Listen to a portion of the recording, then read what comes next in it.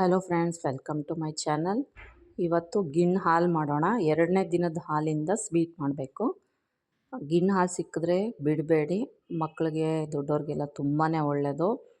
ಹೇಗೆ ಮಾಡೋದು ಅಂತ ನೋಡೋಣ.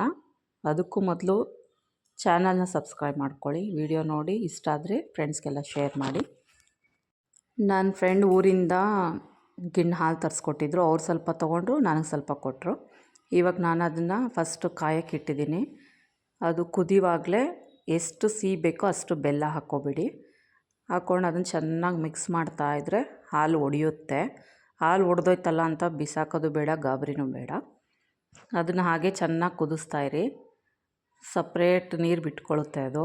ಮತ್ತು ತಣ್ಣಗಾಗಕ್ಕೆ ಬಿಡಬೇಕಾಗುತ್ತೆ. ಅದನ್ನು ತಣ್ಣಗಾದಮೇಲೆ ಮತ್ತೆ ಅದೇ ನೀರನ್ನ ಸಪ್ರೇಟಾಗಿ ತೆಗೆದು ನಾನು ಅದಕ್ಕೆ ಅವಲಕ್ಕಿ ಹಾಕಿ ನೆನೆಸಿಡ್ತೀನಿ. ಆಗ ಚೆನ್ನಾಗಿ ನೆನೆಯುತ್ತೆ ಅವಲಕ್ಕಿ. ಮತ್ತು ಬೆಲ್ಲದ ನೀರಲ್ಲಿ ಅವಲಕ್ಕಿನೂ ಚೆನ್ನಾಗಿ ಹೀರ್ಕೊಳ್ಳುತ್ತೆ, ಬೆಲ್ಲ ಸ್ವೀಟೆಲ್ಲ. ಹಾಗೆ ಇನ್ನೂ ಟೇಸ್ಟ್ ಬರುತ್ತೆ. ಅಷ್ಟೊತ್ತಿಗೆ ಸ್ವಲ್ಪ 1 ಹಿಡಿಯಷ್ಟು ಕಡಲೆಕಾಯಿ ಬೀಜ ತೊಗೊಂಡು ಹುರಿತೀನಿ. ಈಗೆಲ್ಲ ಗಿಣ್ಣು ಹಾಲು ಕಮ್ಮಿ ಆಗಿದೆ, ಹಳ್ಳಿ ಕಡೆ ಸಿಗುತ್ತೆ. ಯಾರಿಗಾದ್ರೂ ಸಿಗೋದಾದರೆ ಖಂಡಿತ ತರಿಸ್ಕೊಂಡು ತಿನ್ನಿ, ಮಿಸ್ ಮಾಡ್ದಂಗೆ. ಕಡಲೆಕಾಯಿ ಬೀಜ ಎಲ್ಲ ಹುರಿದಾಯ್ತು. ಇವಾಗ ಇದಕ್ಕೆ ಮತ್ತೆ 1 ಹಿಡಿಯಷ್ಟು ಹುರಿಗಡಲೆ ಸೇರಿಸ್ಕೊತೀನಿ. ಪುಟಾಣಿ ಅಂತಲೂ ಕರೀತಾರೆ.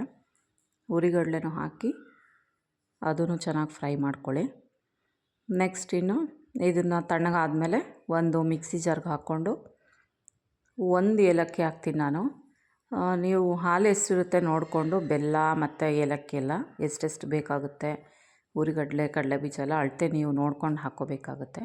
ನನಗೆ ಸ್ವಲ್ಪನೇ ಹಾಲು ಸಿಕ್ಕಿರೋದ್ರಿಂದ ನಾನು ಸ್ವಲ್ಪನೇ ಹಾಕ್ಕೋತಾಯಿದ್ದೀನಿ ಎಲ್ಲ.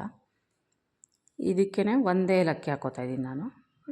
ಇವಾಗ ಇದನ್ನು ಮಿಕ್ಸಿಲಿ ಪುಡಿ ಮಾಡ್ಕೋಬೇಕು. ನುಣ್ಣಗೆ ಪುಡಿ ಮಾಡಬಾರ್ದು, ತರ್ತರಿಯಾಗೇ ಇರಬೇಕು. ಅದು ಕಡಲೆ ಬೀಜ ಕಡಲೆ ಎಲ್ಲ ಬಾಯಿಗೆ ಸಿಗಬೇಕು. ಇಷ್ಟ ಆದರೆ ಸಾಕಾಗುತ್ತೆ. ಈಗ ಮತ್ತೆ ಹಾಲನ್ನ ಕುದಿಯೋಕೆ ಇಡ್ತೀನಿ.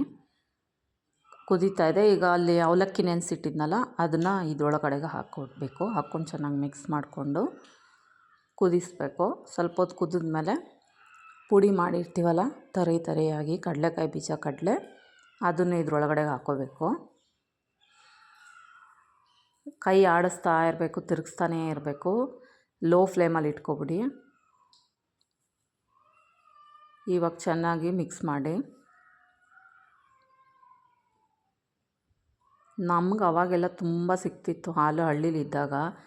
ಈಗ ಸಿಗೋದೇ ಇಲ್ಲ, ಅಪರೂಪ. ಎಷ್ಟೋ ವರ್ಷ ಆದಮೇಲೆ ಹಾಲು ಸಿಕ್ಕಿದೆ. ಹಾಗಾಗಿ ನಾನು ತುಂಬ ಖುಷಿಯಿಂದ ಮಾಡ್ತಿದ್ದೀನಿ.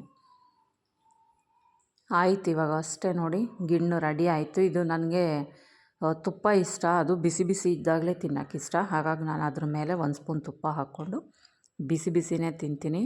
ನೀವು ಮನೇಲಿ ಟ್ರೈ ಮಾಡಿ. ತುಂಬ ಈಸಿ ಮತ್ತು ಸಿಂಪಲ್ಲಾಗಿ ಒಂದು ಗಿಣ್ಣು ರೆಸಿಪಿ ರೆಡಿ ಆಯಿತು.